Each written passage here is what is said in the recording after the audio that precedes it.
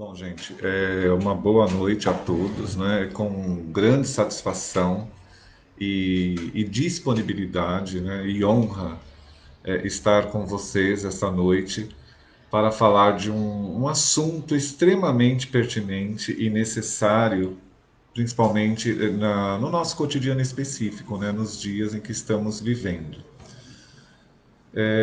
Tratar da ética, né, e do comprometimento é pensar no outro, né, é pensar no caráter, é pensar na dignidade, é pensar na solidariedade, e é óbvio que a doutrina espírita nos auxilia, né, e muito contribui para esse comprometimento, né, de que a gente possa, no nosso cotidiano específico, enculturar, né, o que significa enculturar? Seria aplicar literalmente aquilo que nós consideramos certo.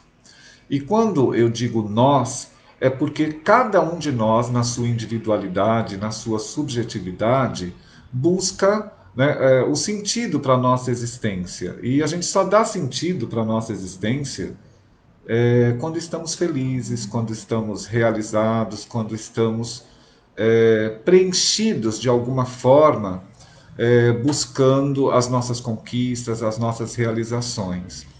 E esse individualismo, né, para atendimento dessas subjetividades individuais, acabam muitas vezes fazendo com que nós incorramos em alguns ruídos, em algumas situações, que deixa o outro numa situação de não realização, de não felicidade. Então, pensar em ética é realmente nos introjetarmos, né, pensarmos no nosso endomecanismo individual, mas não podemos deixar de pensar no outro, né, pois cada um, da sua forma, busca esse sentido de existência e busca a sua realização.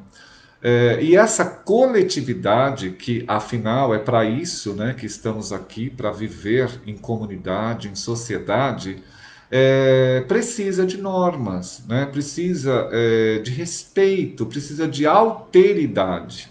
Né? O que é alteridade? A alteridade é o respeito pelo outro. Né? Obviamente, o respeito pelas nossas individualidades, pela nossa cultura, pelos nossos valores.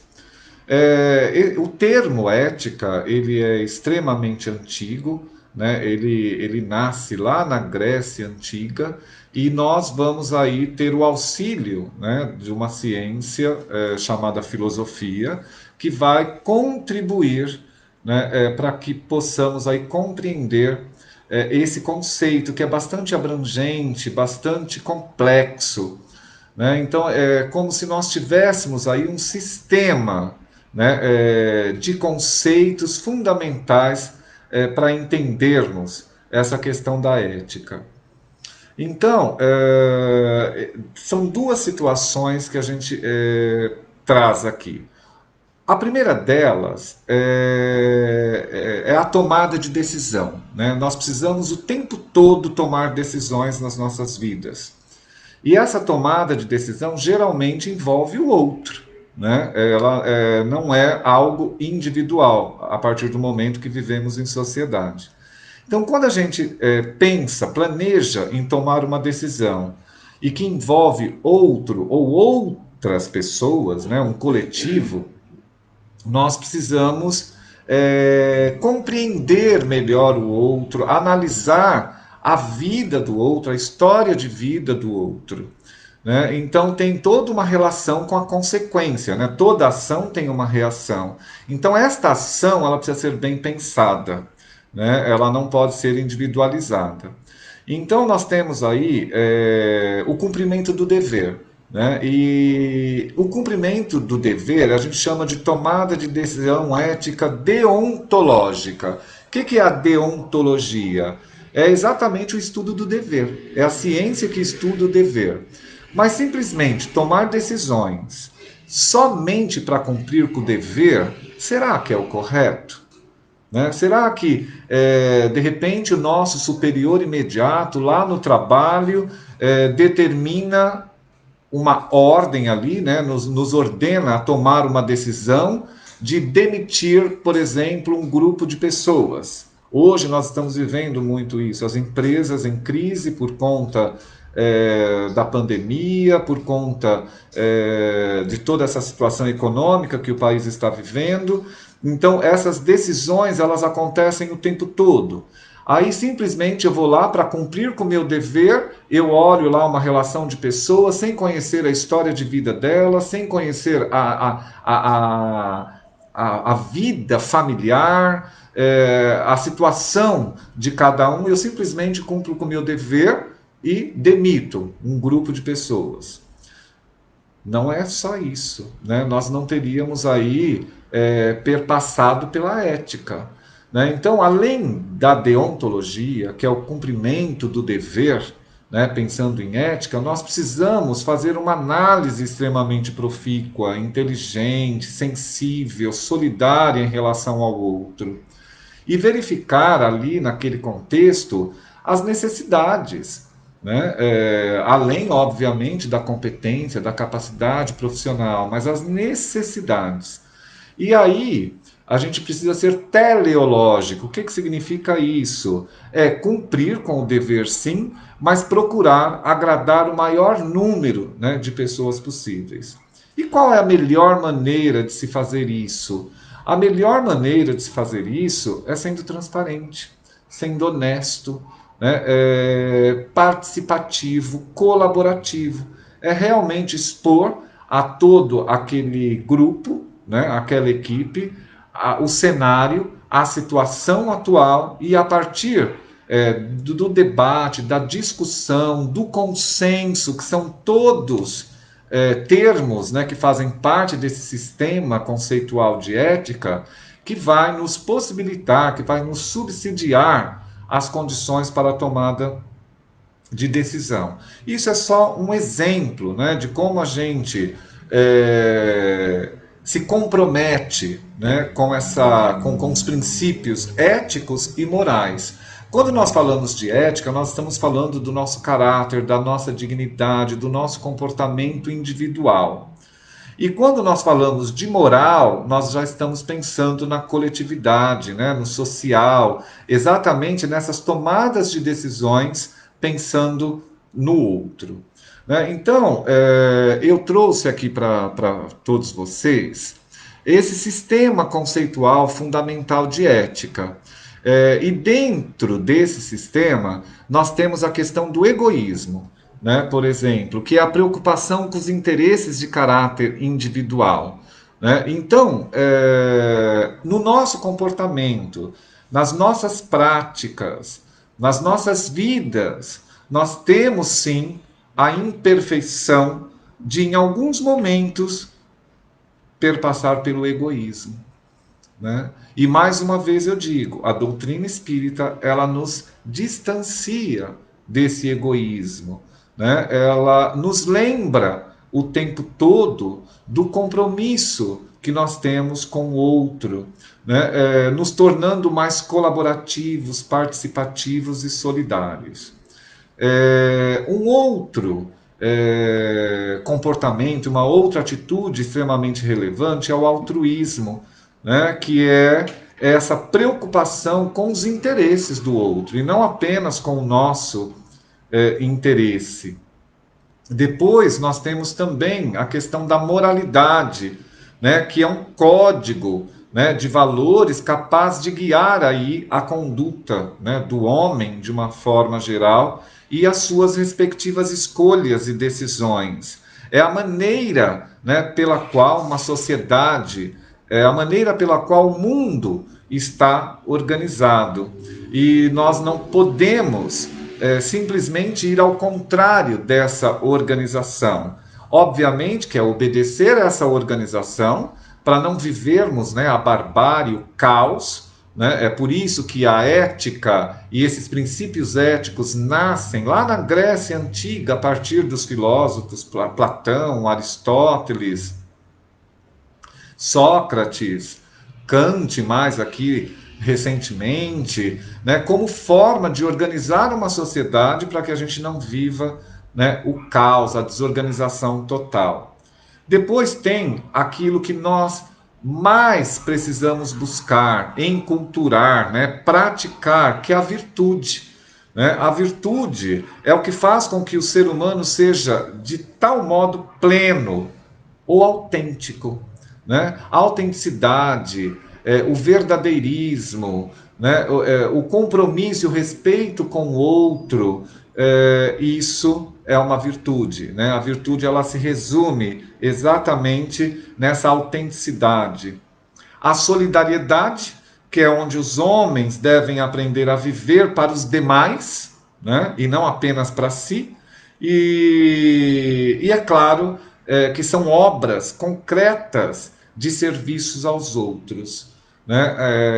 A nossa casa, né, espírita, pratica isso o tempo todo, né? E se esforça para envolver cada vez mais outras pessoas a se comprometer com esse espírito solidário, né, de solidariedade.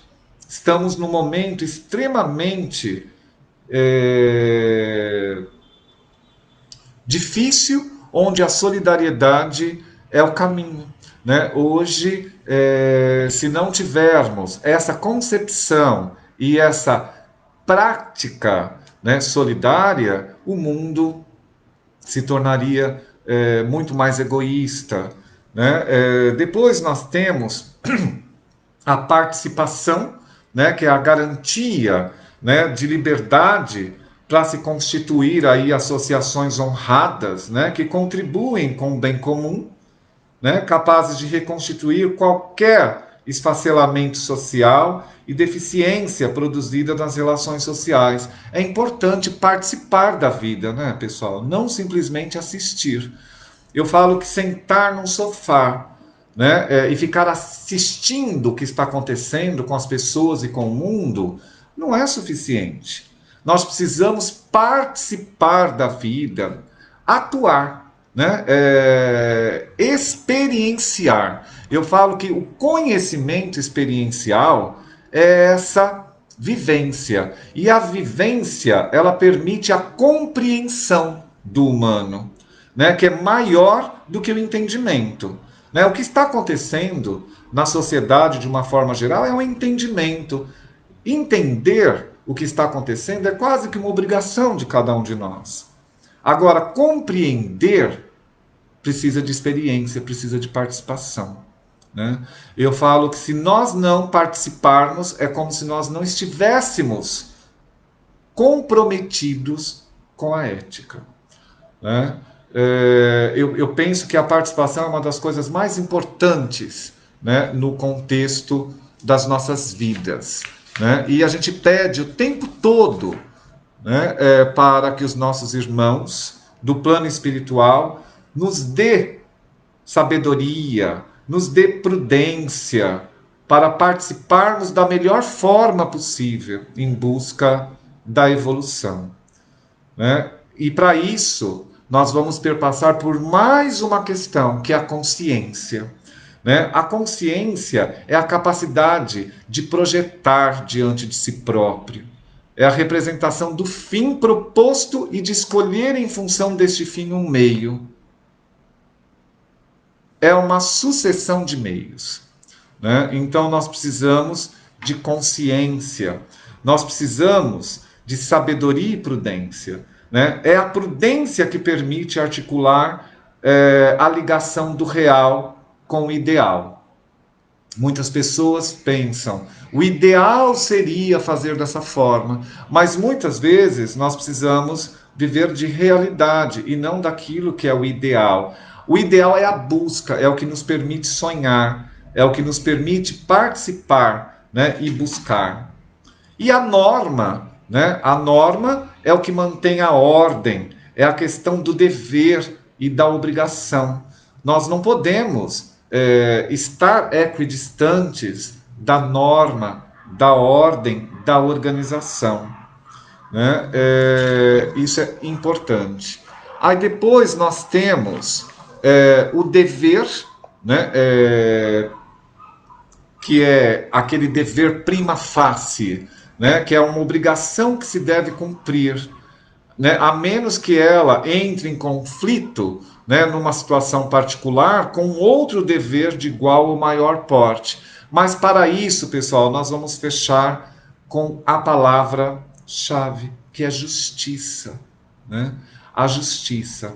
A justiça, ela está posta para garantir, né, esse dever prima facie, né? Essa maneira de cumprir com as nossas obrigações em detrimento do outro, sem prejudicar o outro, né?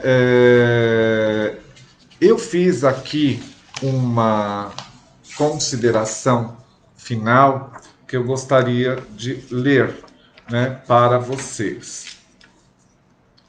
A palavra ética é tão repleta de significados que pode até causar incômodo em algumas pessoas. Claro, não é simples, né? Perpassar por todos esses sistemas comportamentais e de atitudes que aqui mencionei a cada um de vocês. Mas muito além, né, de compreendê-la como um conceito, né, o mais importante é saber que a noção do que é ou não é ético está e sempre vai estar presente nas pautas dos debates, tanto nas universidades quanto nas edilidades de uma forma geral e também na nossa casa, né? Que o tempo todo pratica, participa de uma forma consciente, né, dessa questão. Portanto, vai ter influência, né, na vida pessoal e, claro, nos negócios, né, de uma forma geral. As pessoas abordam questões de cunho moral e ético mesmo sem estarem plenamente conscientes disso. É claro que estar consciente é muito melhor, né? Porque isso nos dá a sensação de realização, de fruição realizada, né? De desejo realizado. Existe um filósofo chamado Nietzsche que fala exatamente de poder e desejo. Gente, quantas coisas nós podemos? Quantas coisas nós fruímos, desejamos, e com consciência, com conhecimento, com resiliência, com acesso à doutrina espírita, nós conseguimos nos aproximar dessa prática, né, de princípios éticos. Então, é exatamente esse o recado que eu gostaria de passar para vocês, né? Para que a gente seja deontológico, sim, né? Cumprir com o nosso dever, mas ser também teleológicos, agradar o maior número de pessoas possíveis, dando sentido, né, para a nossa existência nos diferentes locais em que ocupamos, no nosso trabalho, né, na nossa vida cotidiana, com a nossa religião, com a nossa participação nesse mundo tão difícil, né, que estamos vivendo, mas que todos nós sabemos que faz parte de uma missão que temos que aí agradecer todos os dias, né, por ter a oportunidade de nos melhorar cada vez mais. Então, eu agradeço imensamente a participação de todos vocês. Eu percebi que tem colegas que estão aqui participando, né? Estou muito feliz e estou aí à disposição para outras conversas em outros momentos, né? E eu vou passar agora para a Elaine fazer aí a nossa prece. Muito obrigado.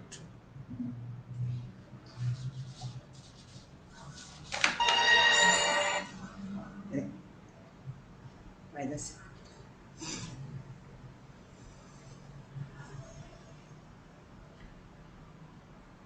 E em breve estaremos juntos.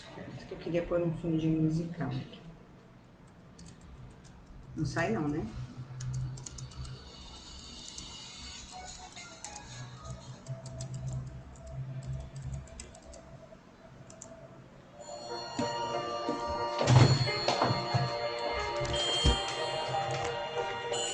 Então agora vamos fazer um encerramento, pedindo a Deus que nós não nos esquecemos todo dia, que temos que participar, que temos que atuar. Pedimos também, Senhor, por aqueles que ainda não te conhecem. Pedimos por aqueles que estão doentes, que estão nos leitos de dores, que Deus neste momento possa estar com todos. E agora, Senhor, eu vou pedir para a equipe, os passistas da irmã Mileide, que nos acompanham nas lives, que eles possam entrar em todos os lares, neste lar em que eu estou, no meu lar, e todos que estão, Senhor, assistindo, no lar de todos os amigos do nosso querido núcleo, irmã Mileide.